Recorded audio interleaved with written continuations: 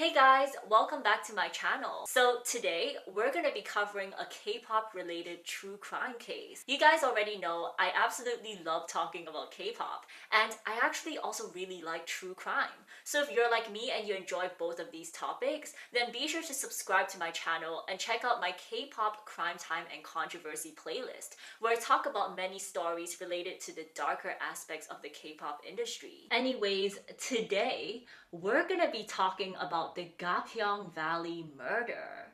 Now, this murder actually took place all the way back in 2019, but has been blowing up in Korea this week after police released the names of the main suspects, who turned out to be none other than child reality TV star Lee Eun Hae and her boyfriend, and they're currently on the run. Interestingly, as much as this case has gone viral in Korea, I don't really see it getting reported across the international news. And for all we know, these individuals could have very well escaped Korea at this point, and they could literally be anywhere. So I just knew I had to cover this case ASAP and get the word out there so that hopefully the international audience might be able to help locate these people as well.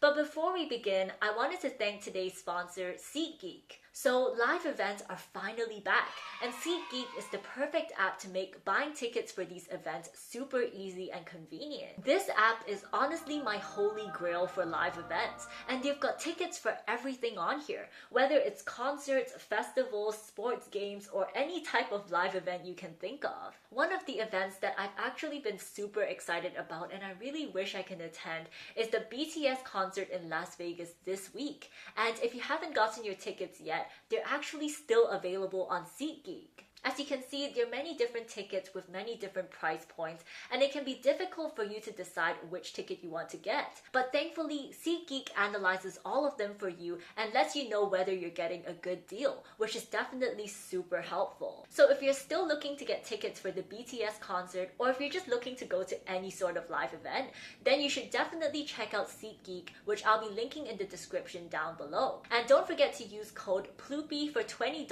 off your first purchase. Huge thanks once again to SeatGeek, and without further ado, let's get right back into the video.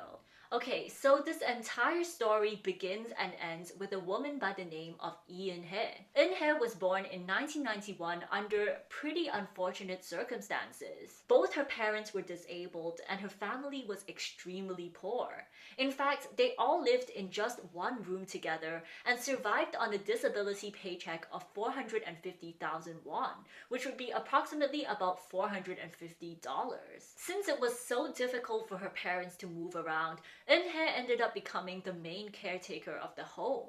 In addition to going to school and having normal teenage problems, she also had to do most of the housework and take care of her parents. And all of this basically caused her to be a lot more mature than other kids her age. In 2002, a Korean TV station called MBC got wind of Eun Hae's story, and they decided to feature Eun Hae and her family on their show Love House. Now, for reference, Love House is basically a show where interior designers and architects give free home makeovers to less fortunate households. During Eun Hae's episode, they showed her current living situation and talked about how kind and caring she was towards her family. They also showcased her reaction after the makeover, and she seemed so excited and happy about her new furniture. And she even expressed that she also wanted to help others in need once she grew older. Overall, the episode was really wholesome and people totally fell in love with Eun Hae's personality. She just seemed like such an angelic, perfect child, and everyone obviously felt really sorry for her and hoped that her situation would eventually improve. But sadly, tragic events just continued to befall Eun Hae even as she grew older. At the age of 18, she became a single teen mom. And because she was unable to support her child financially, her mom actually ended up having to take full-time custody of the child. Then just 1 year later, Eun Hae's boyfriend at the time died in a car accident. And this was followed by yet another tragic death in 2014 when her next boyfriend also died during a snorkeling trip with Eun Hae. It seemed like death and tragedy just followed Eun Hae wherever she went. But thankfully, Eun Hae quickly managed to find love again during her internship at a large research company when she met a man by the name of Yoon Sang-yeop. Sang-yeop was about 8 years older than Eun Hae, and he actually worked as a full-time researcher at the company. From what I've heard, he made a pretty decent income of around 64 million won. The two quickly hit it off and eventually got married in 2017. And let's just say this marriage was the best thing that had happened to Eun Hae so far. Sang-yeop truly loved and pampered Eun Hae, and because of his high salary, he was able to provide Eun Hae with everything she ever wanted. He was also really accepting of Eun Hae's status as a single mother and even legally adopted her daughter in 2018. Finally, after so many years of hardship and poverty, Eun Hae's life was taking a turn for the better, and it seemed like she had met her perfect man. But sadly, tragedy struck once again on the 30th of June 2019 when Sang-yeop also died while diving at the Gapyeong Valley. For some background, the Gapyeong Valley is a popular tourist destination where many people enjoy swimming in the waters or diving from one of the waterfalls. And that was precisely what Eun Hae, Sang-yeop, and 5 of their friends decided to do. The group of 7 arrived at the valley at approximately 3 p.m. and spent their afternoon, just kind of swimming, diving, eating, generally having fun, I guess. And then at around 8 p.m., it was beginning to get dark and 2 of the friends said that they were feeling cold, so they headed to the car park first, while the remaining 5, which included Sang-yeop and Eun Hae, decided to go for one last dive. Then at 8:30, Sang-yeop and the other 2 men in the group headed to the top of the waterfall for their last dive, while the women, which included Eun Hae, watched on. At first, things seemed to be going well, and all 3 men reportedly surfaced from the water. However, it wasn't long before Sang-yeop started drowning. According to Eun Hae, one of the friends at the scene, who was called Hyeon Soo, immediately swam towards Sang-yeop and tried to rescue him, while she and the others ran to get the emergency buoy, which are those like orange and white ring floats that you see at the lifeguard station. So they basically got that and tried to throw it towards Sang-yeop. But sadly, despite their best efforts, they were unable to save him, and by the time the emergency services arrived, Sang-yeop had already died. This was obviously an incredibly sad event. I mean, Eun Hae had just lost yet another love of her life. But if it was any comfort, at least Sang-yeop had a life insurance policy worth around 800 million won, which would be more than enough for Eun Hae and her daughter to live a comfortable life for the foreseeable future. So about 5 months after Sang-yeop's death, Eun Hae called up the insurance company to collect the money. However, the insurance company outright refused to give Eun Hae the money, and they even had the audacity to accuse her of insurance fraud. Eun Hae was obviously outraged. It seemed totally unfair that they could just take all of Sang-yeop's money and then refuse to pay his beneficiaries once he had died. The whole thing almost seemed like a scam. So she filed a complaint with the Korean Financial Supervisory Service, and she also wrote into the TV station SBS claiming that she wanted to report the tyranny of large insurance companies. SBS is a TV station that regularly creates documentaries about current affairs, and so they agreed to investigate the case, thinking that they would probably come up with a documentary talking about the unethical actions of insurance companies. However, as they continued their investigations, they began uncovering more and more suspicious circumstances surrounding Sang-yeop's death. And the SBS team soon realized that what they were dealing with could very well be a murder. So let's revisit this entire story so far, starting all the way back from when Eun Hae and Sang-yeop got married. The SBS team discovered that, surprise, surprise, their marriage was not as smooth sailing as it seemed on the surface. As I mentioned earlier, there was actually an 8-year age gap between Sang-yeop and Eun Hae, and because of this, their families didn't really approve of the marriage. However, the two apparently went ahead and got married in a secret ceremony anyways. At this point, the couple also began preparing their honeymoon home. Now, I've never heard of a honeymoon home before, but it seems to be a concept in Korea where newlyweds would rent or purchase a new house together so that they can basically start a family. And that was precisely what Eun Hae and Sang-yup were trying to do. Except there was one big problem. Because Sang-yup was stuck in the city of Suwon due to his work, but Eun Hae refused to move there and insisted that she wanted to live in the city of Incheon instead. As a result, Sang-yup ended up renting two properties at the same time.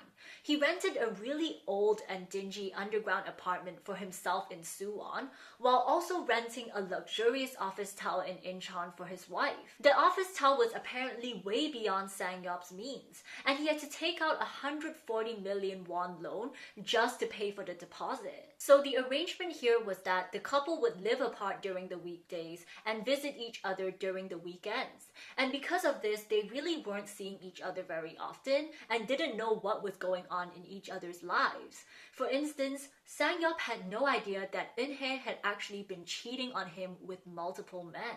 Eun Hae's neighbors in Incheon say that there were constantly different guys entering and exiting her home, and Eun Hae even invited one of her female friends to live with her in the house rent-free. Many of Sang-yup's friends actually pointed out to him how suspicious it was that Eun Hae didn't want to move in with him, and even raised the possibility that she might be cheating. But Sang-yup apparently completely dismissed these concerns. 먹었는데 같이 안 살고 따로 살아. 그냥 나는 여기고 자기는 또 여기고 인천 거기가 좋대. 그래서 아들 얼마 버리고 했는데. Another interesting thing about the couple's dynamic was that although Sang-yup was the one making the money, Eun Hae seemed to be completely in control of the couple's finances. Sang-yup would allegedly send all of his paychecks to Eun Hae and leave little to no money in his own account. He would then ask Eun Hae for money whenever he needed to purchase something. So I'm gonna put an exchange up on screen between Eun Hae and Sang-yup. And as you can see, Sang-yup was asking his wife for money to purchase shoes. The guy was making 64 million won and he was wearing broken shoes. Then just 5 months after their marriage, Sang-yup signed up for 4 life insurance plans that were worth a total of 800 million won and made Eun Hae the sole beneficiary. Now, just some background on how life insurances work. The idea is that you have to pay a payment every month, which is called a premium, and the life insurance company will then accumulate these premiums over time and invest them so that by the time you die, there's a large sum of money available for your beneficiary. So in order to maintain the life insurance, you will have to pay the premiums on time every month. Okay, so with all of that in mind, at this point, Sang-yup was paying for a lot. He was paying rent for the 2 houses, he was paying for the life insurance premiums, and then he was sending all the rest of the money to his wife. So, unsurprisingly, it wasn't long before he started running into financial trouble. According to his friends, he actually had about 300 to 400 million won saved up before his marriage. Not to mention, he also had a pretty high-paying job. But all of his money was quickly depleted, and he found himself taking out numerous loans just to keep up with his new expenses. In fact, things got so bad that in June of 2018, he actually had to file for bankruptcy. At the time, Sang-yup had a total debt of around 135 million won, and his solicitor told him that if he just paid 90 million won in regular installments, then the remaining debt of 45 million won could be completely forgiven, which was obviously an amazing deal. However, Eun Hae persuaded Sang-yup to default on these payments. After all, that money could be better spent funding her opulent lifestyle. Not to mention, there was still that ever so important life insurance that needed to be paid. And so, having listened to his wife's horrible financial advice, Sang-yup's debts unsurprisingly continued to spiral out of control. And by the time 2019 rolled around, he got so desperate that he would constantly beg his friends for money. And at one point, he even attempted to sell his own organs online. He was now also struggling to keep up with his life insurance premiums, and he was so late on payments that the company actually sent him a notice practice, telling him that they were about to cancel his entire life insurance plan if he didn't pay up by the 1st of July 2019. Because of all these financial difficulties, Sang-yup, who already had a history of depression, began feeling incredibly suicidal. He attempted to purchase a climbing rope to hang himself and even drafted a suicide letter to Eun Hae where he instructed her on how to collect the life insurance after his death. Thankfully, though, he never went through with the suicide, though he did continue living in a state of perpetual debt. Meanwhile, things seemed to be completely different for Eun Hae. Throughout it all, she maintained her expensive lifestyle and even went water sleighing in Christmas of 2018 with her daughter. Additionally, sometime during that year, she also started an affair with a man by the name of Jo Hyeon Soo. According to Eun Hae, one of the friends at the scene, who was called Hyeon Soo, immediately swam towards Sang-yup and tried to rescue him. Yup, that Jo Hyeon Soo. Hyeon Soo is a pretty shady guy to say the least, and he apparently ran multiple illegal businesses, including a private gambling website and a prostitution ring. Not much is known about Eun Hae and Hyeon Soo's affair, and it's also unclear how they met. But one thing we do know is that ever since the affair began, Sang-yup mysteriously started experiencing multiple near-death accidents, which police have since ruled as suspected murder attempts. The first so-called accident happened in February of 2019, when Eun Hae invited Sang-yup to eat some pufferfish at Yangon County. Now, if you guys didn't know, pufferfish can actually be quite dangerous because many of their organs are extremely poisonous, so the dish has to be prepared very carefully. Now, I don't know exactly what happened because the details of the incident haven't been made public. However, Sang-yup's dish was strangely the only one to contain all of these poisonous parts. How coincidental. Thankfully though, the dose of the poison wasn't lethal, and Sang-yup managed to make a full recovery. Then the second event took place in May of 2019, when Eun Hae and Hyeon Soo reportedly pushed Sang-yup into the water during a fishing trip. Now, if there's one thing you need to know about Sang-yup, it's that he doesn't know how to swim, like at all. So when he fell into the water, he nearly drowned. Luckily, he was saved by an acquaintance in the nick of time and managed to narrowly escape yet another near-death experience. He apparently attempted to confront Eun Hae about the incident afterwards, but was gaslighted into thinking that he had gotten drunk and had actually fallen into the water himself. So all of this brings us to the third and final event, which is the drowning at Gapyeong Valley on the 30th of June 2019. And as you guys know, this time Sang-yup wasn't as lucky and he didn't manage to survive. Now, just now I gave Eun Hae's account of the event, which is that Sang-yup basically jumped in himself and then he started drowning. The French tried to save him but they couldn't, and then he died. And just based on that story alone, I can see how the entire thing might have genuinely looked like an accident. However, new information has since been uncovered that definitely makes the situation a lot more suspicious. Firstly, as I mentioned just now, Sang-yup couldn't swim. This was a fact that was well known by his friends and family, especially his wife Eun Hae. Additionally, all of Sang-yup's friends testified that he wasn't much of a risk taker, so it seemed extremely out of character for him to even jump into the water in the first place. During their investigations, the SBS production team actually spoke to one of the friends at the scene, Miss Choi. She reported that Eun Hae was the one who suggested the dive, and she had actually been peer pressuring Sang-yup into doing the dive all afternoon.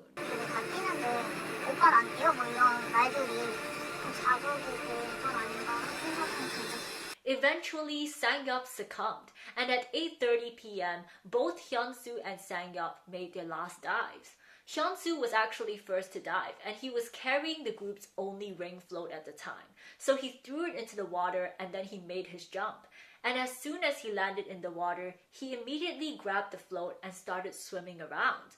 That meant that by the time Sang-yup dived, there were no floats available in the water, which was obviously a safety concern because, again, Sang-yup couldn't swim. However, Ms. Choi said that Sang-yeop seemed fine at first and had even managed to resurface from the water.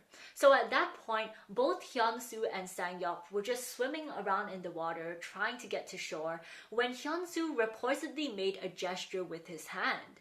That was when Eun Hae suddenly asked Ms. Choi for a cigarette. So Ms. Choi turned around and went to get a cigarette out of her bag. And according to her, that was when Sang-yeop suddenly started drowning. 이제 물로 아예 다 나와서 저보고 담배를 달라 그래가지고 담배를 찾고서 이렇게 수그리고 있는 상태에서 딱 뒤에서 악소리가 들렸거든요. 악소리? 네. 아닌지 악인지 그러니까 소리가 들렸어요. By the time she turned back around, Sang-yeop was struggling to stay afloat, which was really weird because he seemed to be doing fine just a few moments ago. Hyun-soo, who was still using the ring float at the time, then started swimming towards Sang-yeop. Apparently, the distance between Hyun-soo and Sang-yeop was only around 10 meters, and experts mentioned that it shouldn't have taken more than 20 seconds for him to get to Sang-yeop. However, Ms. Choi mentioned that Hyun-soo was swimming suspiciously slowly. 튜브를 타고 있었고 제가 이제 튜브를 빼라고 튜브를 이렇게 낀 채로 헤엄치. 네, 이렇게 낀 채로 이렇게 그래서 제가 이제 공기 답답해가지고 Just then, Eun Hae called for Ms. Choi to join her, and they ran to get the emergency buoy together. That reportedly took around 2 to 3 minutes, and by the time they returned, she said Hyun-soo was just standing at the shore, claiming that he could not save Sang-yeop because of the low visibility. The group then threw the emergency buoy into the water, but by that point, Sang-yeop had already drowned. Although the exact details of the case remain under investigation even today, Ms. Choi's story definitely raised a ton of suspicions. Why did Eun Hae peer pressure Sang-yeop into diving despite knowing he couldn't swim? Why did Hyun-soo grab the only float they had once he landed in the water? Why did Sang-yeop suddenly start drowning the moment Ms. Choi turned her back? And what was Hyun-soo doing during those 2 to 3 minutes? All of that remains unknown.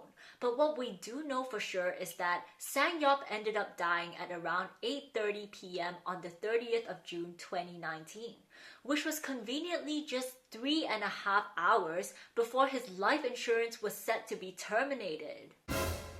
And he was so late on payments that the company actually sent him a notice telling him that they were about to cancel his entire life insurance plan if he didn't pay up by the 1st of July 2019. To add to these suspicious circumstances, Eun Hae and Hyun-soo's behavior after the incident were also extremely questionable. Just 2 to 3 days after Sang-yeop's death, CCTV spotted the couple sneaking into his underground apartment in Suwon multiple times and stealing valuable items such as his computer and iPad. Additionally, Eun Hae was also seen going to a water park less than 2 months after Sang-yeop's death. Now, I know everyone has different ways of mourning, but I think most people probably wouldn't go to a water park after their husband had literally died from drowning in water. So all of this actually prompted police to take a second look at Sang-yeop's death. They had originally ruled it an accident, but at this point, even they couldn't deny that things were starting to look quite fishy. So they reopened the case in October of 2019. One of the things that they did was they actually conducted a lie detector test on Eun Hae and Hyun-soo. Now, just to prove that I'm a true crime fan, I'm completely aware that lie detector tests aren't always accurate and they're not even admissible in court. But if it's worth anything, Eun Hae actually ended up failing the lie detector test, while Hyun-soo's results came back inconclusive. It was after this that Eun Hae then attempted to collect the life insurance money. Which, like, duh, obviously the insurance company wasn't going to give her the money. I mean, it makes complete sense now that we know all of this information. But of course, this didn't sit right with Eun Hae, so she decided to complain about the insurance company to the SBS team. Okay, so at this point, the SBS team had uncovered all the details we just went through, from the financial struggles to the troubled marriage to the eyewitness accounts, and they realized that this wasn't just about an insurance claim. They were dealing with a potential murder. So in October of 2020, after 6 months of investigation, the documentary was finally released. And I'm sure Eun Hae was horrified to find out that the focus of the documentary had completely changed. Instead of supporting her in her insurance claim, the documentary now exposed her instead and revealed all of the suspicious circumstances surrounding Sang-yeop's death. Personally, I just find this whole thing so ironic because don't forget, Eun Hae was the one who contacted SBS in the first place. And I just think it's so funny whenever people get so confident in their crimes that they accidentally end up shooting themselves in the foot instead. One important point I do have to mention is that the show couldn't actually release the names of Eun Hae and Hyeon Soo because details of suspects are usually kept private in Korea. So at this point, the public only knew them as Miss Yi and Mr. Jo. But regardless, this documentary brought a ton of publicity and attention to the case and prompted police to step up their investigations. Finally, in December of 2020, the police declared Sang-yeop's death a homicide, and Eun Hae and Hyeon Soo were officially charged with murder and insurance fraud. The two were booked without detention in November of 2021 and were supposed to begin interrogations in mid-December. However, just 2 days into their interrogations, both Eun Hae and Hyeon Soo disappeared, and they have been on the run ever since. I guess the police must have spent some time trying to locate them, but were probably unable to find any leads. And so on the 30th of March 2022, which was less than a week ago, both suspects were placed on the police's wanted list, and their names were publicly revealed for the first time.